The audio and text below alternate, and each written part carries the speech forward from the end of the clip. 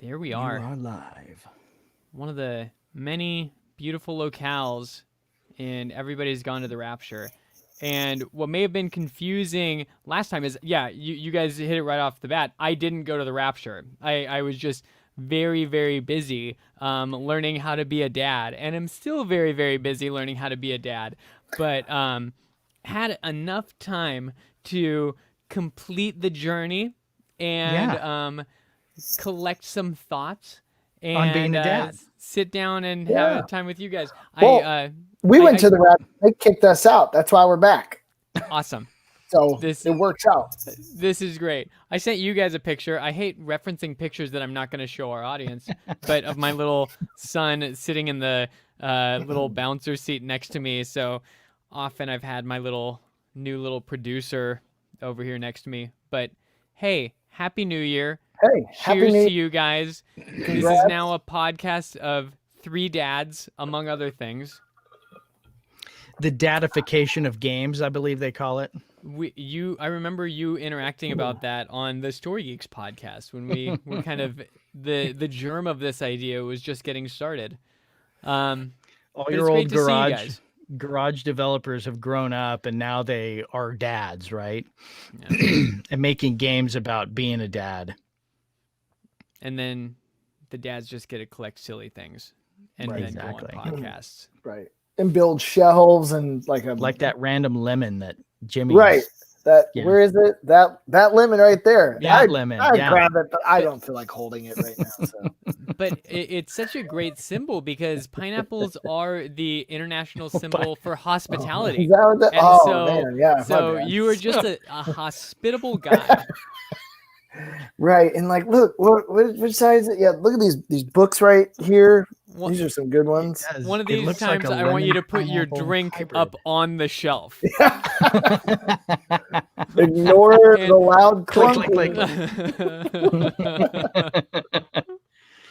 Oh, man. So, episode 2. Episode 2 of Everybody's Gone to the Rapture by the Chinese Room. By the Chinese Room. I just wanted to add echo effect. This is so good. So you, Justin, have been able to play through the whole game. Played through the whole game. That's incredible, you listened to Jimmy and me doing our commentary. Yes, you guys did a great job. I got a little nervous that the show went so smoothly that you would just like, we don't need that guy. We're just going to run it, the two of us. So I'm glad you guys let me back in. We were weeping. Right. It was really tough. We were really beaten up about it with you out. Gone, Yeah. We did miss you. Oh, thanks. For reals. Thanks. I missed you guys. I jumped on before you guys went live, introduced you to my son, and then said, I'm going to bed. I told Kim, my wife, that it was hard getting off from you guys. It was good to be with you guys. And then this is just such a fun thing in the midst of COVID and unknown and everything. So, yeah, I missed you guys last week, too. One of the questions I wanted to ask, and I had no idea when I'd ask it, so I'm just going to make a hard transition here and just ask it because I don't know how else to lead into it. You did a study abroad for a semester in undergrad at Oxford, right? Mm-hmm. So I was curious if any of the visuals of the game kind of felt like that semester, or if that would have been a different kind of area than where you visited. I haven't been to England at all, so I only know those kind of locales through movies, TV shows, video games, but I was just curious if that felt like I've been in a pub that was exactly like that or anything like that. And all the people disappeared just no one was there. Yeah. There were strange balls of light wandering around. Yeah. I was there. Literally, I was there.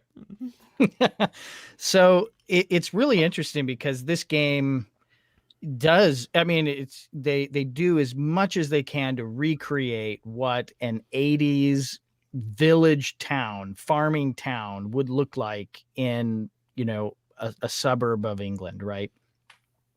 And it's we took some bus rides that went through the countryside, and yeah, it's green like that, and I didn't get to wander around, a town of that size, but pubs would have been like that. I think the experience would be more.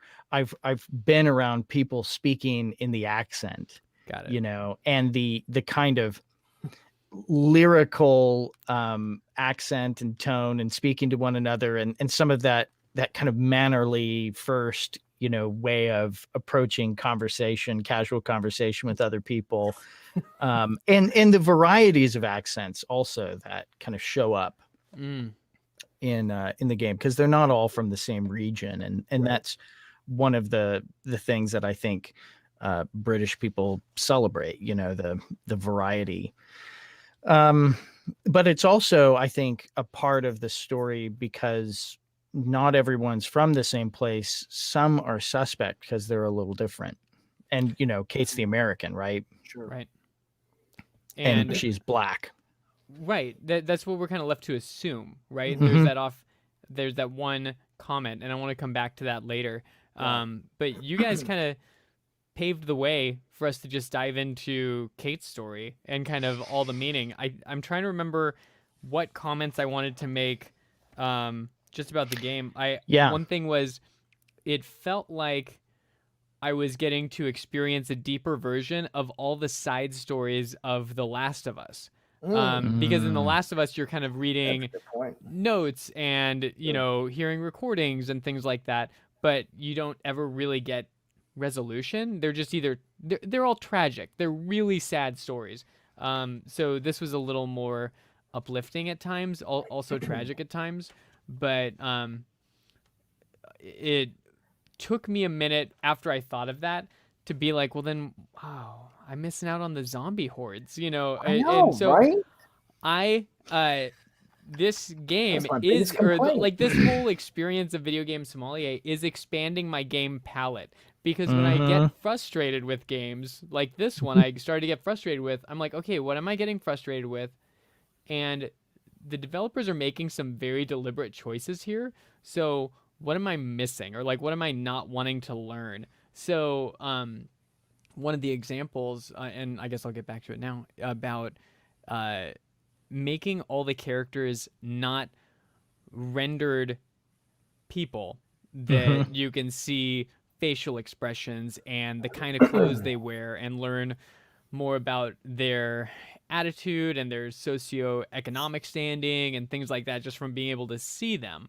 And even having that comment about Kate, and just saying like it doesn't have anything to do with her skin color, and you're like, oh wow, like we didn't know anything about her skin color because they're being presented as those glowing beings.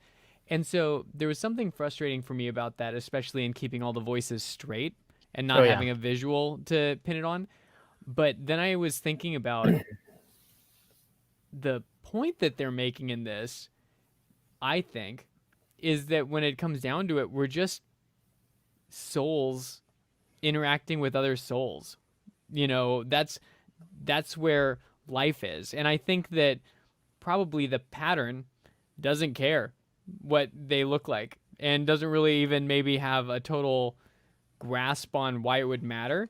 And so it took, the soulness, the other personness of those people, and presented them in just a way of like, it's two people talking. And that just boiled, I think, like the meaning of life down so well. It doesn't matter what they look like. It's just one soul talking to another soul. I just thought that was cool. So I am. So that's a long way of saying thank you for helping me slow down and play games that aren't just about shooting zombies. And it was a nice moment of just realizing, oh, cool, this game's saying some neat. So I'm excited to just kind of dive into all of that.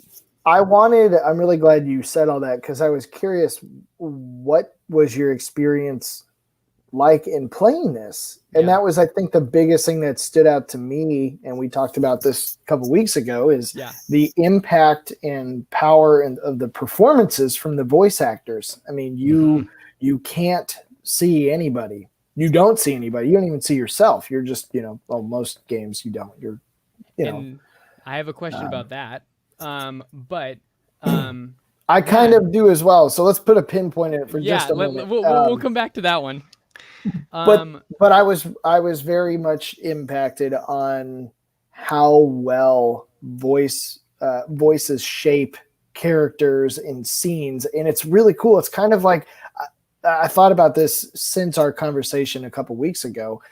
I don't know if you've ever seen the exercise where you could type out a sentence and misspell the word. You could get the first and the last letter spelled correctly. So writing, you could have W, like if I'm writing something out, W and G, and you could jumble the middle letters, and your brain, if you read it fast enough, will fix them, and you can read through misspelled words. And I thought about that a little bit in thinking about this game, in the sense of there were points where I almost grew unaware that I'm not seeing people, because I'm hearing their voices, and it's like my brain was filling in those gaps, and I was imagining what's going on. And then I would pause and go, oh yeah, no, I can't see them. I'm literally just doing all this from the power of their conversations. And it's sort of a moment, if you can let yourself go a little bit and sort of, I don't want to say suspend disbelief, but you know what I mean? Like just buy into what the experience is giving you. It's really cool to let your mind just sort of run with it. It's like a magic eye, right? You have to kind of blur your eyes a little bit, and then the image pops out. That stereogram picture jumps out at you. It's really cool. And so I thought about that a lot in how, when I think back to the game, ironically, I'm not even thinking about the fact that you don't actually ever see the people. These characters' stories, like I can remember them, and I've never seen them. I've never seen any physical movements or embodiments of what they've done, other than, maybe little light shapes or hints. But it's just incredible how your brain can fill that in, and the impact you can be left with. Yeah, because if that wasn't a powerful and valid way of telling stories, audiobooks wouldn't be a thing. Radio theater wouldn't be a thing. So it's just interesting to see them placed in a scenario that I'm not used to. Well, and video games by default are visual experiences. Yes. And moving experiences in a kinetic way. So kind of a similar thing for me. You guys brought up the Return of the Obra Dinn a couple times. It's another example of this is not how video games normally are, and that's a really deliberate choice. And they're pulling from different arts and ways of communicating character development and story, and it makes for a really fascinating, immersive, cool experience that took me a minute. About a half hour into it, I was like, okay, what's going on? But then once I figured out, follow the light, because I was playing the same way that I play The Last of Us, where I'm like, I'm going to go into every single house, and I'm going to check every drawer. And I have a page where I was writing down all of the radio codes, because I'm like, I'm going to want this, and then, so, and then just, me, I'm hearing impaired. So there's a little bit of a hardship when it's like the story is audio related. It's easier for me when there's at least a combo, but that's. Do you have subtitles on? God made subtitles. Yeah. And, there you go. And you had clued us into that real early, Rye, that it gives you the character's name. So you don't have to play the guessing game, especially at the beginning before you get to know people. But there are even a couple characters like Reese that I would have lost track of him. And which one was Reese? Exactly. No, Reese and Rachel were the item. They wanted to move off to like France or something. And so they were saving up, and he had left on his bike, and Rachel was alone with the baby at the time when the bombs dropped. Yeah. Yep. Repeating that poem about starlight, sleep, and love. So I'm going to jump in here because this game. So Justin, when we did the Story Geeks podcast, we talked about games on the spectrum of like sport to theater. Right. and like all games kind of have some mixture of those elements. And in this game, which, the derogatory term is walking simulator for the genre of this type of game, really, it's because we don't have a genre name for a game that eschews like almost everything about the sport. The sport in this game is literally just to not get lost. It's like to find your way around. And the good thing is they have maps everywhere. They do. Not that that's exactly helpful. It's like, okay, I know I'm here, but where am I supposed to be? Right. And what do the little infinity symbols mean? I don't get it.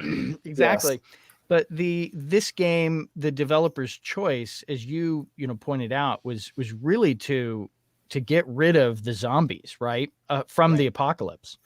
So let's take and in fact, he has like an article to that degree. It's like gamers love apocalyptic games, but they all have some kind of zombie element.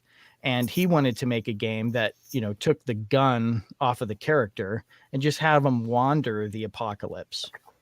And so that's what it turned out to be. In a weird way, that almost feels more terrifying to me, because it preys on the fear of being alone with no one around. There's an existential fear to that, as opposed to the what's going to be around this corner. Yeah, right, exactly. Yeah. Now you're wanting to see somebody. I never felt like embodied enough as a character in the game. More a kind of impassive third-party observer. And I feel like if I had a sense for who the character was that we were moving around and what our relation to the people, I might have found myself caring more about the loneliness of our isolation. That's one of the questions I have is, who are you as the protagonist playing the game, and why am I there? You know what I mean? Like I just sort of start in, am I a person? Am I a light being? Just revisiting what happened? Is it just, hey, buy into the storytelling way of just, this is how you experience it? I have questions on that, but it didn't take away from the enjoyment of the game. I'm just curious. So in theater, the audience sometimes in some plays takes a character in the play. Maybe their audience to a trial that's happening, right? That's like a classic example. In this game, which I think the genre would be closest defined to theater, like playing this game is like starting a teleplay, and you're wandering around as an audience member, kind of taking in the theatrical details that are happening around you as they happen. And you're not able to affect the script, but you're able to observe it from in the particular order that you do, and you're able to gather up the pieces and assemble it in your head, that kind of thing. And so I do wonder if the audience to this game is developed beyond just the audience of a theater. If we play a stronger character, I suspect that the answer is not like no. Like some people speculate that you're Kate or something wandering and kind of seeing the truth, and then at the end all of these memories are coming back, and the observations Kate is making is the observations you would have made as you walk through the game. But actually I feel like Kate has a different perspective than I had when I got to the end. Yes.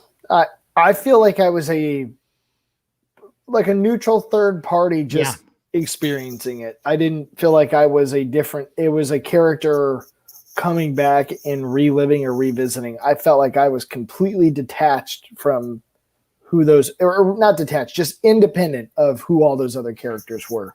Right.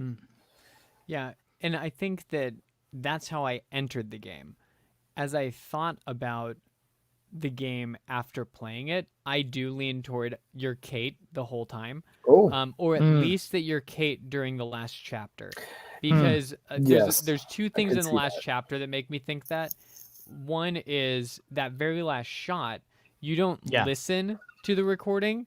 you record a recording. It goes from first person to third person, and it's Kate making a recording on that tape. And then, or at least a memory of her doing that, right? And that's kind of a little, so I'd say it's like you're the light version of Kate during the whole thing. And then she makes a comment about the light showing her these things and showing all these people together and showing Steven with the flame in his hand and things like that. So I think that Kate and the pattern united at some point and we never saw it.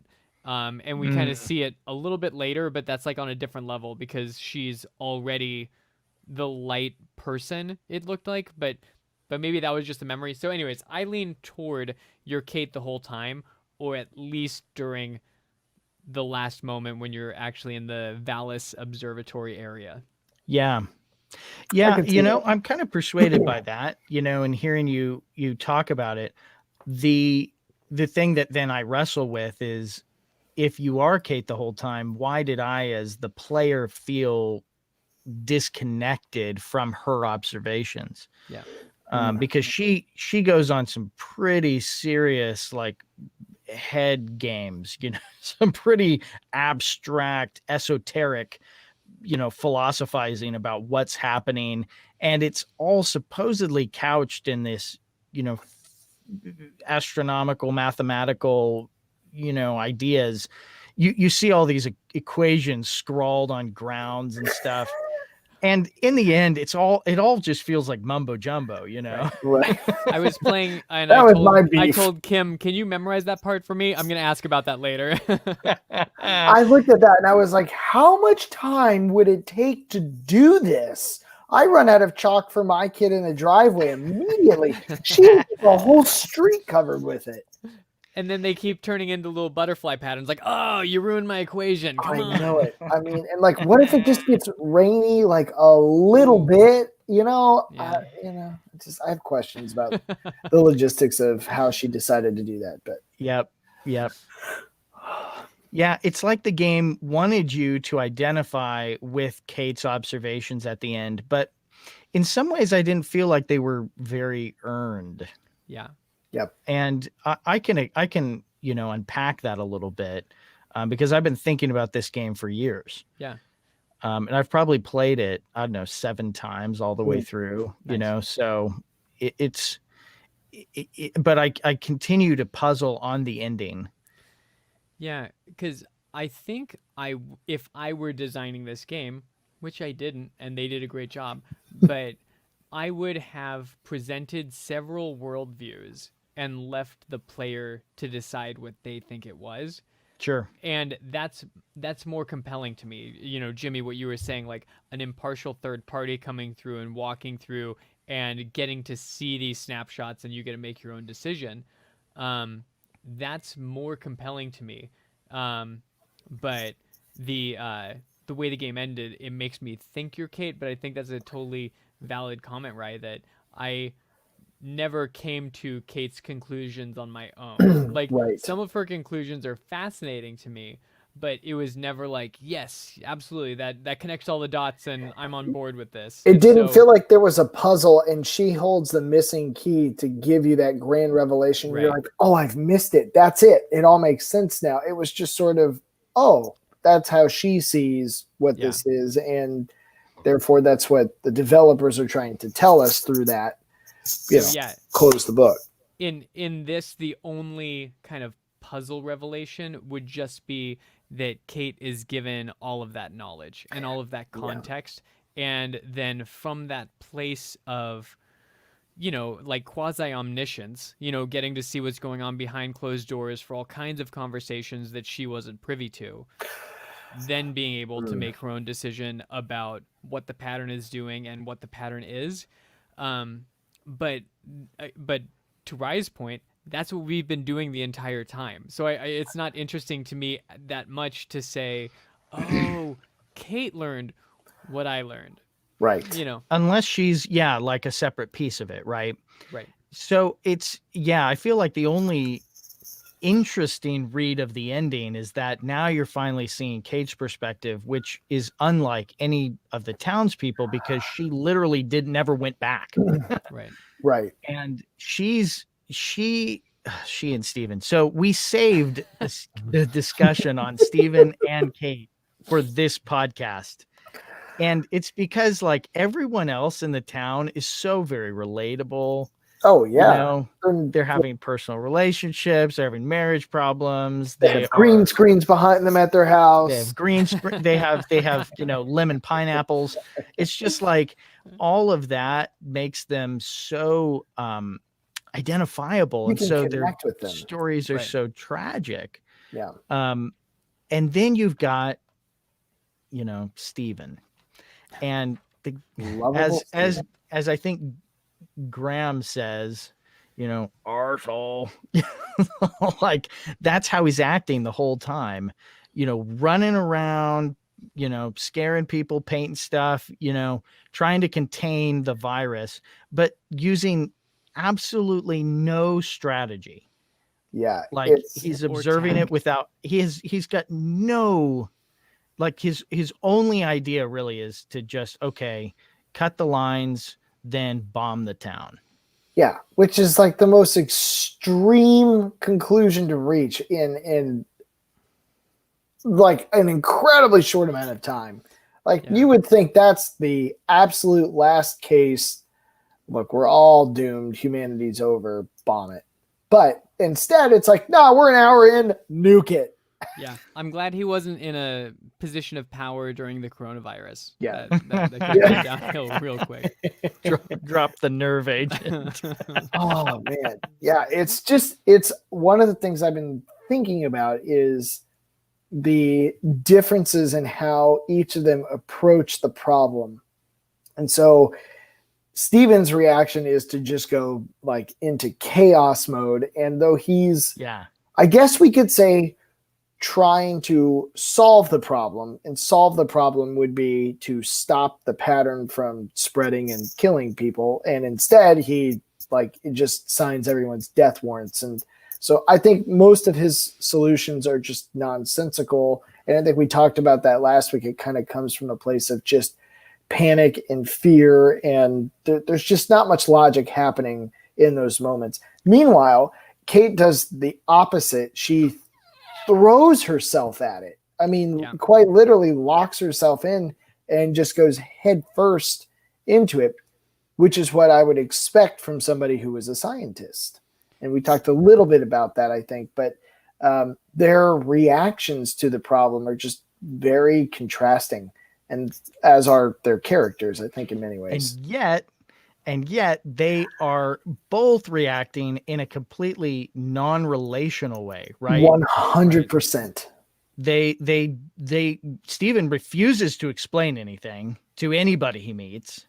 Right. And Kate is kind of the same way, right? She's just so buried in it. I'm not like going to stop and monologuing to share. herself. Yeah. Yes. It's all on the surface of solving the problem, even though their solutions and their visions of what the problem is very different. But you're right. There's no like human element or emotional component, no relational relatability in any way for that. And I think that we could probably parse this out through the entire game, but at least for them, they don't get to that relational place until they're alone. So Steven has a pretty sobering monologue when you're entering into the bunker and kind of hearing when the mania and the frenzy for him wears off and he has time to sit with his thoughts and process, which he could have done, you know, but he's kind of forced to do it now. It becomes relational. He's reflecting on his dad. He's reflecting on his past. He's, you know, weighing the options and all of that. And similarly with Kate, but different, it stays in a really esoteric place. She continues to think about connection and like the purpose of life, and you know, how are we like butterflies dancing in, you know, a ray of sunshine for the little bit of time that we have. And I think that we probably can see that with Frank and Jeremy, you know, that when they get alone, they kind of start to see the value of relationships differently. But I think that the last two stories, Kate and Steven, highlight that really clearly. Yeah. Yeah, I'm left like with this question, what were they living for? Right. Obviously, Steven is the one you see more of his history, right? Growing up. He's more connected in the town. He is very connected. And his whole leaving of the town and becoming a scientist, but then coming back for this thing. Right. It's not entirely clear ever what his motivations really are. And people are kind of like that sometimes. They just kind of beat around in their life and they, find themselves back in the places where they began and they connect with old relationships and they live very duplicitously. It would have been interesting because in hindsight, you're Steven for, 80-90% of the game. You see, well, you're not necessarily him, but you're seeing more of him, I'm going to say, through his own memories and then the experiences of the people in the town, whereas Kate's kind of locked away up in the castle or tower, wherever she is. It would have been interesting to have more Kate perspectives or flashbacks or just other chunks of her story to put in here, because you're right. When you stop and think about it, in many ways, I think they're similar, but we just don't hardly really get much for her. As like a rounded character. We get those radios scattered throughout, right? Right. There's probably like 18 of them. So there's a ton of little like musings by her. She's not doing much. She's like focusing the towers and like trying her thought process and her inner monologue. But none of it's self-reflective. It's all theorizing on what the thing is. Yeah. And so that becomes, again, a little more interesting to me on like a second playthrough. If you are playing as Kate, kind of in an Ebenezer Scrooge kind of a way, being shown your life and how other people talk about you behind your back. And, even being able to see your own actions or inactions. She's not very involved in the actual goings on. She's very engaged in what is this? But yeah. So it would makes be herself removed. I mean, here's a read on the game that this is a story of two people who are able to recover from their narcissism. Their complete self-absorption in their scientific work. Yeah. They encounter something like the pattern and they see its relational intentions and they begin to see others. And there's hope that they can break out of that total myopic, perspective on life and become, whole human beings. Yeah, I feel like when you're putting it that way, it feels like the developers of this game either saw this in themselves or struggled with it with other people, and then had a lot of empathy. That on the one hand, it's like, but it took the end of the world for you to get there, but they got there, and I think when you are interacting with someone that's narcissistic or self-absorbed or whatever word you want to put on that, it can feel like there's absolutely no hope. And, this is as extreme of a situation as you can get, but it presents a kind of hope. And yeah, so that's interesting. And narcissism is like one of the most extreme kind of problems to have. It's like so extreme, I can't even imagine anyone recovering from it. Right. I'm sure there are people who do, but it's just something. Yeah. I almost feel like if you want to dive into it, it almost sort of feels like when you describe someone as narcissistic, it's almost as like that's the state of not being recoverable. Like you're at that point because that's just who you are to your core. It's not really something anybody can change. That's why it's very rare for somebody who is a narcissist to have the ability or even self-awareness to get to a point where change can happen. Doesn't mean it can't. Certainly it can. I just think most often that's usually those people are sort of stuck in their ways. And it is really interesting to stop and consider the narcissistic tendencies that these two characters really do have. And and one follow-up thought to that, I tend to think more negatively towards Steven than I do Kate. Certainly because of what he does. He calls in the bombing of a town to nuke everybody. Kate didn't do that. So I tend to think, well, Kate's not nearly as bad. But from like that relational standpoint, when you really look at the core of their, relational tendencies and what they're focused on and how they're handling this, it's pretty eye-opening that they're very similar in many, many ways. Yeah. Oh, yeah. Kate's dialogue with Lizzie out at the camp. Oh, yeah. When they're on opposite sides of a fence, I'm like, I see what you're doing visually. Oh, man. Like, that is just so twisty, It just makes me hate Kate so much. Yeah, it's pretty bad. You cringe pretty hard. It's like watching Bachelor. You're like, wow. Lizzie is the kindest person. Yeah. But she's also her husband's mistress, and she knows this at this point. Right?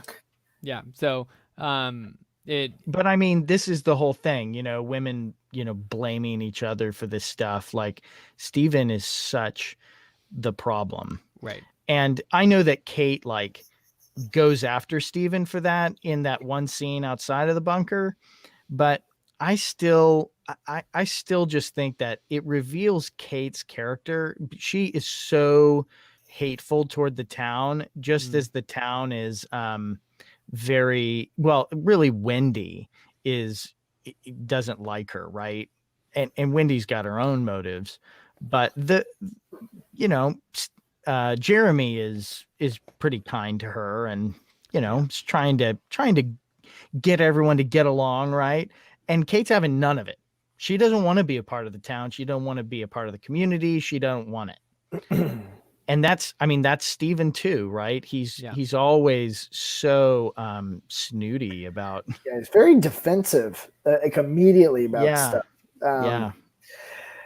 Yeah, and it's one of those things where you kind of look at them both, and you're like, if you would just knock your walls down like a little bit and try, it's really not that hard or that bad. You know what I mean? Like just a tad, and it's kind of one of those things like, oh, you're going to be a jerk to me? Well, fine. It's war forever, sort of a thing. Like, oh my gosh, Kate.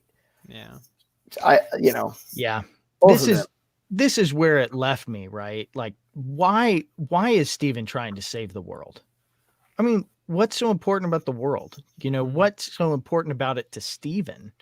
And he seems to be living only for himself, his own prestige, his own work, and the whole idea of accomplishing something through his astronomy at the observatory is kind of early presented in the game. And I'm just a little bit over it, but by the time we get to the end, I'm like, the one guy who seems to be running around trying to save the world doesn't even really care about it.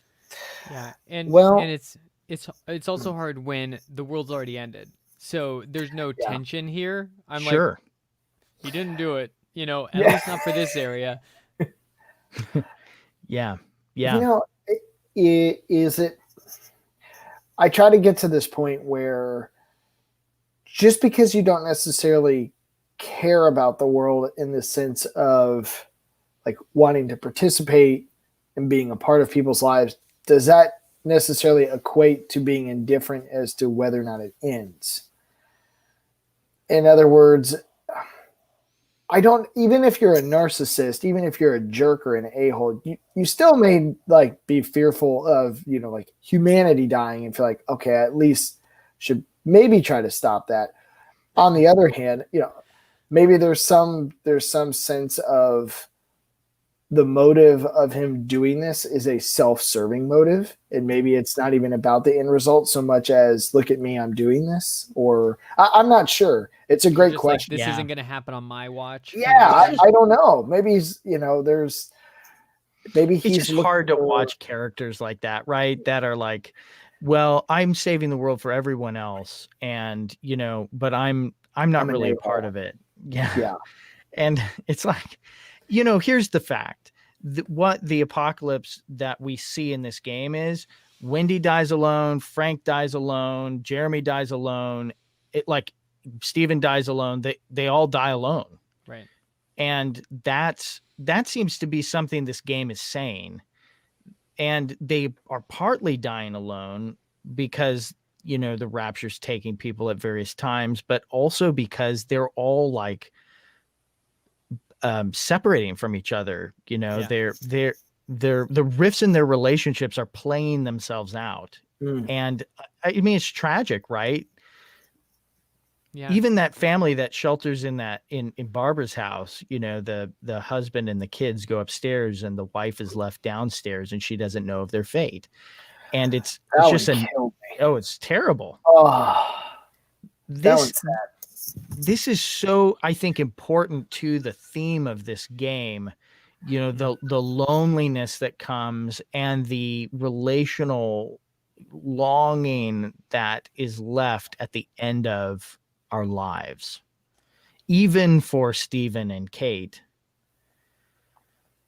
as Steven looks and sees Kate in the light and Kate looks and sees in the light relationship itself, or all relationship. I wanted to talk about the biblical allusions of the game because it is something that the Chinese room does, and it's very interesting. Obviously the Rapture being one of the central images of the game. Sure. But also, you've got Stephen in a lake of fire at the end. Right. You've got all of Jeremy's work as, priest of his town, and his you've got this running psalm that's in the choral piece. Their line has gone out through the earth, and their words to the end of the world. In them he has set a tabernacle for the sun. So that's directly lifted from the Psalms. And it's a curious psalm, right? It doesn't sound, it's not that direct cry to the Lord, but it's very penitential sounding, not imprecatory, but it leaves you with that also strange image of what it means to become a tabernacle for the sun. And of course, that's what all these people are doing in the Rapture. The light is indwelling them, and then they're dissolving into it. But I'm curious if you picked up on any other like biblical images or ideas that kind of run through this thing. I was watching a YouTube conversation about this, and someone said that the idea of the seventh trumpet, like the seven trumpets in the book of Revelations, that one of the pubs is called the Seventh Whistler. And that was interesting to me. And it didn't really go further than that. He was just listing off a number of things. Yeah. But I was like, that sounds legitimate. Like, that sounds like an illusion. Like, I can't think of another reason to have a seventh whistler. Right. And then he was saying that there's like kind of a character named John that just kind of goes off and disappears. And like, maybe that's the John that wrote the book of Revelations. And like, okay. So there were a couple things like that that felt more like conspiracy theory level, as opposed to like, oh yeah, they wrote this in there, like this is, the core of the game. I did really like Jeremy, and I think that writing an overtly religious character can go, I mean, honestly, one of two directions. You can make him so obnoxious, that he is just You want to punch him, right? yeah, just pounding you with the Bible and and that's all of him, and then maybe they'll get to a place where they show that's defensive, and he's Right. broken, Sure.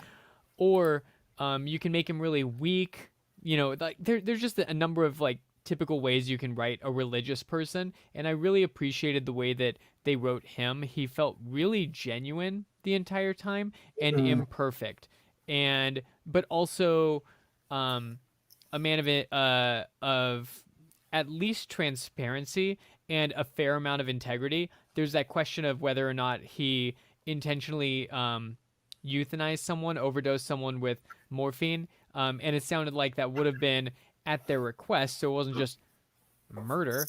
But Yeah.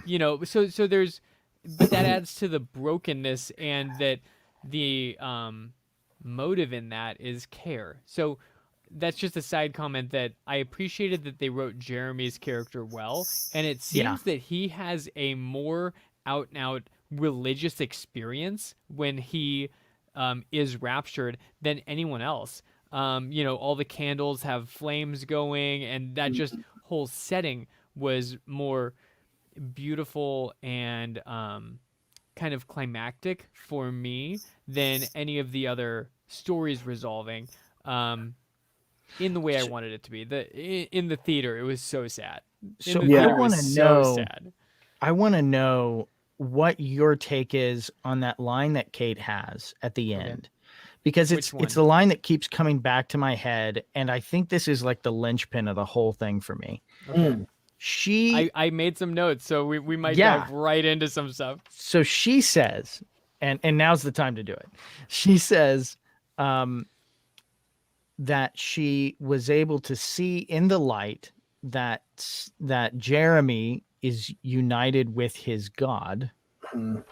That I think the other one is Frank and Mary and Wendy and who was it? Under the tree, and they're in the field. Yeah, it wasn't Giles or anyway.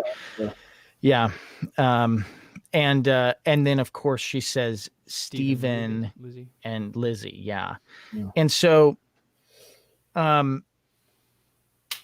so interesting, right? Yeah. Because first of all, I'm like, okay, this is what the light is showing her, but what is really the case? Yes. Is she really seeing this? Or is the light showing her something that would make her feel at peace? Right. Because the last time I checked, the light didn't rapture God. Right. Right. And so you kind of wonder, is the light editorializing this? Is this like the Fox News version versus the CNN version versus the Yeah. what's the straight the light story is here? showing people what makes them comforted Yeah. just And as they go. And after each story resolves, the light gives you, the player, if that's Kate or whoever, an experience of beauty and peace. And, here's all these fireflies and, star particles or whatever they are. And look at how small you are in the vastness of the universe. And listen to this incredible music. Everything's okay. And I always wanted to be like, is it though, light? Is everything okay? Right. I get that you're telling me it's okay. Doesn't feel okay. But last time I looked around, no one was here, So I'll get to some of that question right, and I think what I'm gonna start talking around it a little bit, because I don't know if I can completely answer that. Because I've got more burning questions. Here we go. Great. So Rapid fire round. in my studies of theology, one of the titles that a professor gave God that really resonated with me and stuck with me is the mysterious other. And I think the reason that stuck with me was because growing up in the church, if you say God the Father, I have a feeling about that. And I've got kind of internal baggage and a ton of stories and familiarity. Yeah.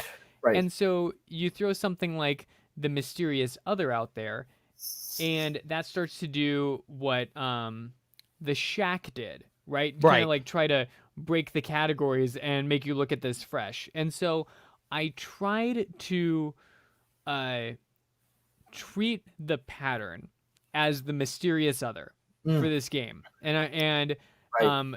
To your point, I don't think the pattern's God, because the way Kate talked about it, it's alone and it's scared. And it's like, okay, Right. so this isn't, It's not Or acting in she's a godlike projecting. manner. Right. yeah, Or she's projecting. exactly, Too. exactly. Um, at the very least, though, it doesn't seem to be an omniscient, Being. all-powerful, all-knowing, thing. It seems to be a phenomena. Like it strikes Man, me how as could like we know? Well, we don't know. It strikes me like more Lovecraftian. Mm, Like it's something from a different part of space and a different part of our reality that's now interacting with our reality. So I took God out yes. of it and left it as the mysterious other. But then I started asking questions about, okay, if a power source like God showed up on this stage today, what would scientists read on their various tools? What would that look like? What would we think of it as? Because, again, going back to, for child Justin, God the Father, it's not going to be just some Caucasian guy, in a beard being like, I'm God, and, we're going to heaven now. It's going to be different, something we don't understand, so I was loving that they were towing this line of something's here. We're getting some readings about it. We're putting pieces together. We understand some, but we don't get it. Um, and for it to end in a place where she realizes it's all about relationship, uh, resonates with me, because again, going back to what I was saying at the beginning, just a soul talking to another soul, that's life. Like I think that's like where life is. But then when it goes to, so now I'm gonna become one and have a relationship with the pattern, that's where Kate and I parted ways. I was just like, all right, Yeah. Kate, It felt, it doesn't sound like you have a choice. B, I still don't. I want to double check your math on this one. it felt like she took a hard left turn at the last Mm. second before the credits rolled, and you're like, "Wait, what?" You would have thought Oh man. there would have been some revelation of, I don't know, what I expected Kate's experience to go through. I don't want to deviate too far from the conversations of whether the light pattern is God or not, but what I was thinking about was, maybe what I expected was when Kate was having these revelations of, oh, Jeremy's with his God, and Frank and Mary. I hope I'm getting the names right. I keep mixing them in my head. No, it's good. And when she's identifying all these people, what I was expecting was for her to see Stephen and Lizzie and reach a point of acceptance and letting that go of some sort. Whether or not that made sense, I thought there would have been some character growth or a moment where she says, I understand it now. These people are where they feel happiest or something, where maybe that was, like you said, Ryan, her projection of what the light was showing or how she was interpreting it. But I really had thought she would have had some revelation either about herself or a different person or some kind of growth piece to cap off the acceptance, and now I'll go forward into heaven or the mysterious beyond, or whatever it is was going to happen.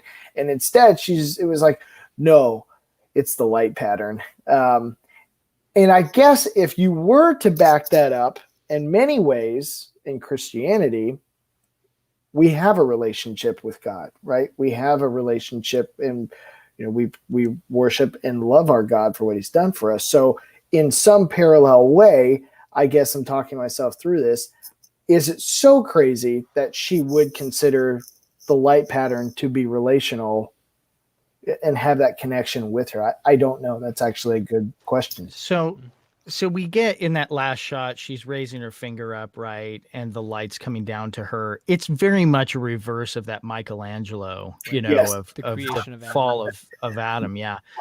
And that, so the developers know this, but what's Right. so funny to me, right, is that Christianity is often lambasted for like a really lame eschatology, you know, oh, well, we're in heaven strumming our harps and everyone's getting along. And, you know, it's like no one can picture it really, like how all these people are coexisting with each other and getting along and what they're supposed to, what their relationship with God really looks like and how they're really not sinning and all of that stuff. And then the Chinese room comes out with this game, which is supposedly, you know, taking a scientific mythos and, you know, exploring an actual state and where people are kind of entering into some kind of eternal, you know, state of happiness. And it is just as limp, you know, and Kate's whole thing, you know, I liken it to a relationship. She feels infatuated with the light, but there's no maturity there, at least yet. She's like, ooh, the light is very interesting. It's like the first thing I've really been interested in my entire life. And I want to be with it. I want to go with it. You know, that's a strong human feeling. And it's something that we feel when we're infatuated with something, but it doesn't really relate to mature, you know, holistic love and being. And really, honestly, that's what confuses me about her comment about seeing these couples in the light. Because I'm like, first of all, Jeremy's not going to be satisfied if he gets to the light and he notices that God isn't really the one there. Right. Like that would produce a crisis of faith. And moreover, Lizzie and Steven are not so much an item. Like she's got his baby and she was hightailing it without him. She was getting out of there and she was like, I got to take care of this kid, whether Steven's here or not. And yeah, I love Steven, but I don't really trust him. You know? Yeah. Like, and she has that whole monologue about how she built the whole camp, you know, on her own. And that I appreciated, how strong and interesting she was apart from Steven. There's a lot of flawed characters in this, and we all are. People are flawed. But I totally agree with you. There was a lot of pairings that I had a hard time finding that to be a satisfying answer. It was just a hand wave. Yeah, it definitely felt like that. And so that made the light suspect, right? And that's where it feels like it falls short because, well, I can kind of see through this illusion and I don't know why Kate can't, except that she's infatuated with it. Yeah. It's so hard to have that that conclusion though, based on how beautiful the game has been and how like much history it draws on in the music and the requiem and all of that's so lofty. Well, a lot of what you go through too are you relive the emotional experiences and the relational experiences of the ordinary townspeople. And going back, there was a comment I wanted to make when you were talking about Jeremy, Justin. I can't remember the scene, but there's a moment where I think it's when the cows were dying. And I think it was Jeremy as he's walking away and he's upset with God about it. He's like, why did you take them all? Like, and it was a moment of, just to emphasize again, the point of, I loved how they depicted him in this game. Cause I totally agreed with what you said. He wasn't an annoying, like Bible beating Christian, and he wasn't like a confused, weak person who's having a crisis of faith. He's what I would consider to be an ordinary person who is seeking God and trusting God, and yet is still broken and trying to walk through life doing that. And in the process, we also see other people suffering horrible tragedies as family members are disappearing and dying. And you're walking through these deep emotional, relational moments. And so I feel stronger connections with those experiences. And then at the very end of the game, it's like the game wants us to focus on the revelations with Kate and Steven and what the light is. And what I'm left thinking about is all of the experiences I had with these other townspeople. And I feel like that made a bigger emotional impact on me as a whole than really whatever the answer is or isn't at the end, if that makes sense. Yeah. I think you're both putting to words that Jeremy's relationship with God isn't infatuation, right? It's a far more mature, relationship. And so I think because of what both of you guys just said, that kind of helps me understand why his story was so much more impactful to me. Yeah. And that moment didn't have as much content, didn't have as much revelation. Like, I didn't take as many notes, but it felt true, right? And it felt real and authentic and important. Whereas Kate's, like we're saying, kind of ended up falling a little flat for me, because I'm just like, all right, Kate, okay. Fell in love with a light bulb. And it's worth saying that, like, in so much as we more identify with the religious type versus the scientific type, that Yeah. may be having a play here, Yep. 100%. And it's the first character we got to know, so I latched onto him quick. As someone Absolutely. who loves science and does count myself as a scientific type, I grow frustrated with both Kate and Steven for their lack of scientific principle. It's like they've been cast in the scientist role, but then they don't do scientist stuff or act like scientists. And that becomes like frustrating for me as I'm like playing this game. Because I'm gonna I go want back to them. Outer Wilds and explore. Yeah, I know, and right? learn. Yeah. Oh, yeah. And seriously though, like that's an example of a game where like hypotheses are made and then followed, and data is driven, and the whole pursuit of knowledge and all of that. And I find that Kate and Steven are just way more like armchair philosophers, speculating, constantly speculating with no attempts to like organize evidence or data behind them. And so I feel like we're dipping a toe into the penchant of the author of the game. The writer is very interested in these types of questions, and he's using scientists to do it, though the scientists are not acting very scientifically when they do so. Yeah. As you made that description, I thought it was perfect. An armchair philosopher. And typically I feel like people who are of that type tend to be more narcissistic. And I say that in the sense of, I know, but I mean I'm that, doomed. but I mean that in the sense of like what they love hearing themselves talk. They love the thought of whatever it is they're coming up with in many cases. And those types of people who feel like, yes, they want to have a platform to say what they're saying, and they'll relish in what they're saying. Half the people on Facebook. 100%. And not our viewers, though, obviously. No, not all one of them. Nobody's opinionated. Whoever and they're not literally, on Facebook, they're not even on leaving Twitch. a comment. So, the point being, I say all that to agree. It did not feel like they were a traditional scientific type. It did feel very much like a more self-important type of philosopher. Yeah. I think that was well put. Oh, man. Well, Justin, Jimmy and I had like a 30-minute, 45-minute discussion after we concluded the last podcast, and we got into some of my deep theories on the end of the game, and some of why it was like very personally meaningful to me. It makes me wonder if we need to have a short follow-up session next week or something, just to get our second session in with you, Justin. Or do we just extend this a teeny bit longer? I don't know if anybody's.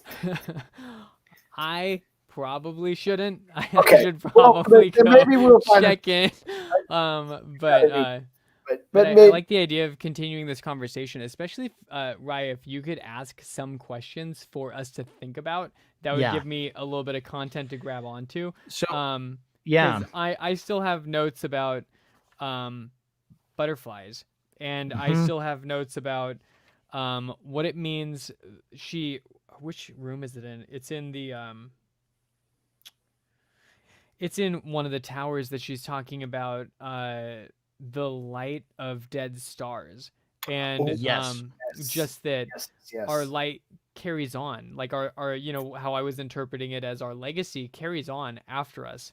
And then just looking at the idea of human beings, weren't the first thing on Earth, and Earth will continue. It's just like, huh? Like there's it made the end, whatever this end is, whether it is an end for humans, or at least humans in this area, or if it's like a butterfly where they're becoming the next thing. Her argument, I played that whole level again just to hear it all again, because she just throws so much out at you. Oh yeah. It was more compelling to me the second time. But then I also was trying to put myself in her shoes of like, no sleep, everyone's dying. You're the only one trying to figure it out. And, and it starts to have that kind of tone where I feel like she's grasping at straws of analogies because something, the mysterious other is interacting with her. And these are all the different ways that she can kind of get at explaining what's going on. And so that whole walking through the 6 towers the second time was pretty impactful for me. When I knew what I was expecting, and also went through it a little bit slower just to listen and take it all in. So we can check our schedules later to see if we're available next Wednesday, right? But here's how I'd frame the question. Okay. The developers seem really interested in a resurrection of some kind, or an afterlife, even better word for it. Some kind of afterlife where the relationships that we've had on Earth matter. Now, they are not willing to go down Jeremy's route. And in fact, they couch Jeremy's route in terms of a larger scientific question. Okay, so Jeremy thought he believed in God, but at the end, he was having a delusional experience with the light, with the pattern. Right. So if the pattern is what is real, and the pattern is some kind of scientific entity, an entity that is scientifically measurable and interactable, then really we're left in the domain of like natural theology, to use the religious category for it.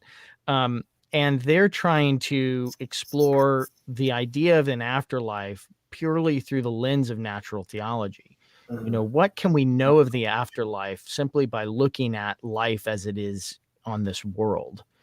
And they have hope that there is such a place, even though I'm quite sure the developers probably don't believe in some kind of Christian eschaton, right? And so then we're left with whether this game like succeeds at building a case for that kind of afterlife. I know it's fiction, but it's also a play. It's also theater. It's meant to invoke our curiosity and our hope in a kind of afterlife state where our relationships mean something, because they seem to mean something during our lives. So anyway, getting at Kate's theories with that question in mind, I think is really the only way to read her stuff at the end and like have a hook to hang it all on. And Steven provides the counterpoint. Now, I think he's like roundly rebuffed by the game, but his counterpoint is pretty nihilistic. And his only hope is that he sees Kate in the light, finds her still beautiful and arresting, and cannot help but hope. It's like there's nothing left to him but to hope, because he cannot help it. Yeah. So anyway, I would take it there. It's like defined a huge part of my life's work from here. As an author, I too am very interested in this question, and also in filling out the imagination that we have of eternal states and afterlife, because I don't think we do enough thinking about it.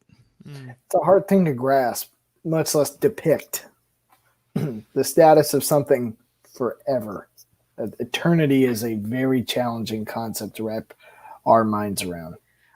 I would like to I would like to get to death and have thought about it some. Mhm. My death, and to have thought about what's next Mhm. beyond mere creed. Right. I like Anyway, it. I'm in. good show.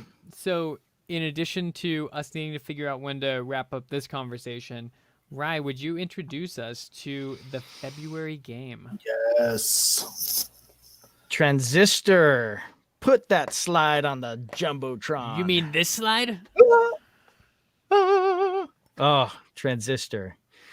So this game is by Supergiant, and Supergiant's done 4 games now. This is their second, and they are an art house indie developer. They are so good. They create beautiful artwork, like, concept art level, impressionist painting type stuff. Like it's gorgeous stuff, and it's immaculate. It's so detailed. They have amazing music, and they have incredible voice and vocal narration. Like it's a complete package. It's everything you want in a game. And so they've explored action RPGs, and kind of some are like hack and slash, and then they've dovetailed a little bit more lately into visual novels. And this has given them the chance to let their music, the pathos of their characters and art style really shine through their writing and all of it. Anyway, Transistor is a great kind of game that represents a very accessible entry point to their work. And it's the story of this singer who finds herself nearly murdered by a hit squad that comes for her, and she's saved by a random stranger who jumps in front of their attack. And the result of this is she has lost her voice, and the stranger who dies, his soul is like infused into the sword that kills him, and his voice now is inside of the sword. And so she takes up the sword, very Legend of Zelda-esque, on a mission to understand who tried to kill her and why. And there it all is. It's That sounds awesome. Evocative game. Pumped. I'm excited. Very pumped. Awesome. So, lots to look forward to in 2021. We're just getting started. So, well, gentlemen, excellent being back with you guys. I look forward. I mean, this was a great conversation, but I look forward to wrapping it up and starting a new game. And then I will keep you guys updated on the video that I'm making to introduce our channel to more people. Nice. I'm gonna give a quick preview of you guys already saw this. This is the really, really rough one, but you can at least hear some of the music that we're gonna use and see a version of our animated logo. So here's a very rough cut of an upcoming video.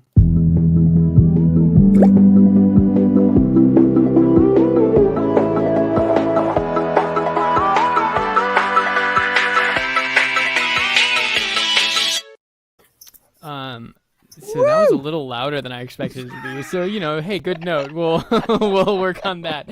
What? But what'd you say? I'm sorry. But then also with the version that I'm working on now, it goes past that moment, so we actually get to hear the beat drop and keep going. So I think it'll be great. But And then it's just I like that song. People dancing for a whole minute and a half. Exactly. Videogame Sommelier entry song, the new club hit of 2021. So lots to look forward to in this year, man. I'm excited to keep doing this adventure with you guys. Well, hey, thank you to our viewer on Twitch. Feel free to subscribe. We do this the first and third Wednesday of every month on a different game, and we will keep getting more communication out about that. But hey, good chatting with you guys. Good chatting with anyone that watches this later, and we'll conclude this conversation soon. Have a great night. Adios.